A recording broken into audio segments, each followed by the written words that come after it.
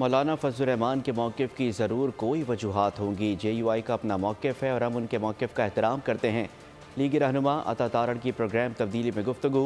कहा 2002 और 2008 में भी दहशत गर्दी के बावजूद इलेक्शन हुए। इंतखाबात से बेयकीनी की सूरत हाल ख़त्म हो जाएगी। हूँ कि मौलाना साहब का जो मौक़िफ़ है उनके पास ज़रूर उसकी वजूहात होंगी और वो वजूहात वैलिड भी होंगी और वो JUIF का अपना मौक़िफ़ है और हम उनके मौक़िफ़ का एहतराम करते हैं।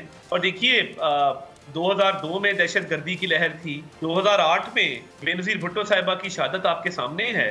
उसके बावजूद जनरल इलेक्शन कुछ ताख़ीर से हुए मगर हुए ज़रूर।